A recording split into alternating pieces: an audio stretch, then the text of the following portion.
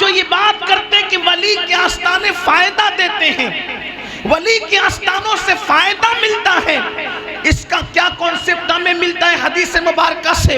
تو آئیے ایک حدیث پاک آپ کی خدمت میں پیش کروں جو سیاہ ستہ میں موجود ہے اور بڑی مشہور حدیث پاک ہے۔ اکثر لوگ اپنے بڑے بڑے اجتماعات میں اس کو توبہ کے ضمن میں بیان کرتے ہیں، لیکن اگر آپ حقیقت میں دیکھیں تو آپ کو پتہ چلے گا اللہ اکبر کہ ولی کے آستانے کی عظمت خود مصطفیٰ جان رحمت نے بیان فرمائی، اللہ کے رسول صلی اللہ علیہ وآلہ وسلم نے خود بیان فرمائی۔ وہ کیسے؟ آپ نے سنا ہوگا ایک بندہ تھا اور وہ بندہ اس نے 99 لوگوں کا قتل کیا تھا، اور 99 لوگوں کا قتل کرنے کے بعد ایک زاہد خشک سے اس نے پوچھا، ایک شخص سے سوال کیا کہ میں نے 99 لوگوں کا قتل کیا ہے، میں توبہ کرنا چاہتا ہوں، کیا میری توبہ قبول ہے؟ تو اس شخص نے کہا 99 لوگوں کا قتل کر کے اب تم توبہ کی بات کرتے ہو؟ تو اس نے سوچا جب 99 کا قتل کر کے بھی جہنم میں جانا ہے تو اس نے اس کو بھی قتل کر دیا اور 100 کا عدد پورا کر لیا۔ پھر اس کے بعد ایک اہل دل سے ملاقات ہوئی تو پوچھا میں نے 100 لوگوں کا قتل کیا ہے، میں نے 100 لوگوں کو مار ڈالا ہے، اب میں توبہ کرنا چاہتا ہوں، کیا میری توبہ قبول ہو سکتی ہے؟ تو اس وقت اس نے کہا یہاں قریب میں اللہ والوں کی بستی ہے، اس بستی میں چلے جاؤ، وہاں اللہ تمہاری توبہ کو قبول فرمائے گا۔ میری قوم کے جوانوں سوچو تو صحیح، یہ بات کون بیان کر رہا ہے؟ یہ بات مصطفیٰ جان رحمت بیان کر رہے ہیں، یہ بات اللہ کے رسول اپنے صحابہ کو بتا رہے ہیں، یہ واقعہ اللہ کے حبیب اپنے اصحاب کو بتا رہے ہیں۔ اللہ اکبر! مصطفیٰ جان رحمت اللہ والوں کی عظمت کو کیوں بیان کر رہے ہیں؟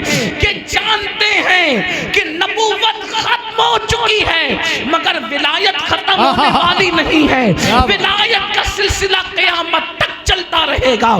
تو اللہ کے حبیب صلی اللہ علیہ وآلہ وسلم اپنے صحابہ کو بتا رہے ہیں کہ اس نے رہنمائی کی، قریب میں اللہ والوں کی بستی ہے، وہاں جا کر توبہ کرو، اللہ تمہاری توبہ قبول فرمائے گا۔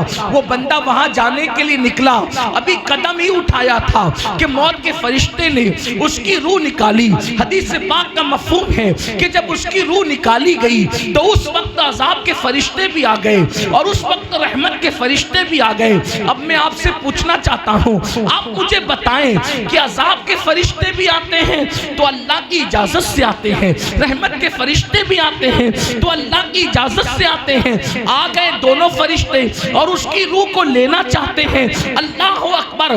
عذاب کے فرشتے کہتے ہیں اس کی روح کو ہم لے جائیں گے، رحمت کے فرشتے کہتے ہیں اس کی روح کو ہم لے جائیں گے۔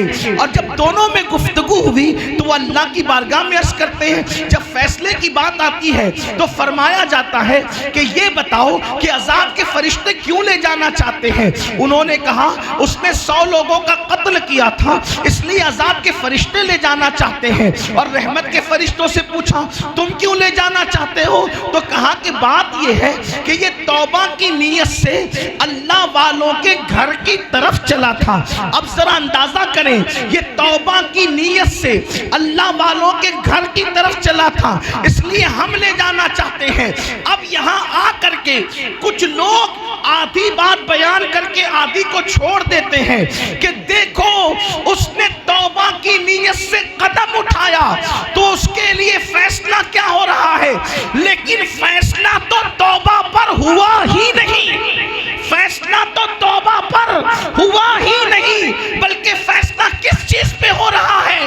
اللہ کی طرف سے جواب آیا جہاں اس کا لاشا پڑا ہوا ہے وہاں سے لے کر میرے ولیوں کے آستانے تک زمین کو ناپا جائے اور اس کی لاش سے لے کر اس کے گھر کی جگہ کو ناپا جائے، یہ اپنے گھر سے قریب نکلا تو اسے عذاب کے فرشتے لے جائیں اور یہ ولیوں کی چوکھٹ سے قریب نکلا تو رحمت کے فرشتے لے جائیں۔ فیصلہ تو ولیوں کی چوکھٹ کی بنیاد پہ ہو رہا ہے۔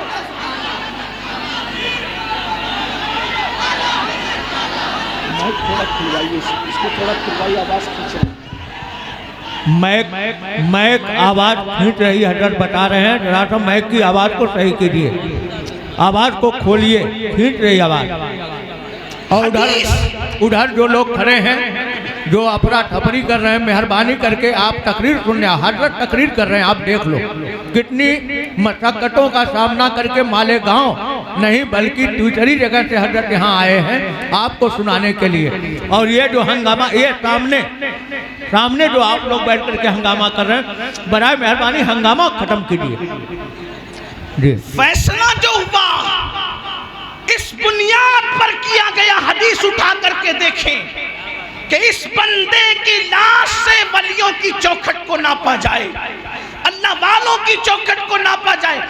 اپنی چوکھٹ سے قریب تو عذاب کے فرشتوں کے حوالے ہوگا، اور اللہ والوں کی چوکھٹ سے قریب تو رحمت کے فرشتوں کے حوالے ہوگا۔ تو پتہ چلا نہ چوکھٹ برابر ہے، نہ بشر برابر ہے، اپنی چوکھٹ الگ ہے، غریب نواز کی چوکھٹ کی شان الگ ہے، مخدوم سنہ کی چوکھٹ کی شان الگ ہے۔ لوگ کہتے ہیں کہ بشر تو سبھی بشر ہوتے ہیں، حدیث کہہ رہی ہے اس کی چوکھٹ کے قربت اسے جہنم میں لے جائے گی، ولیوں کی چوکھٹ کی قربت اسے جنت میں لے جائے گی۔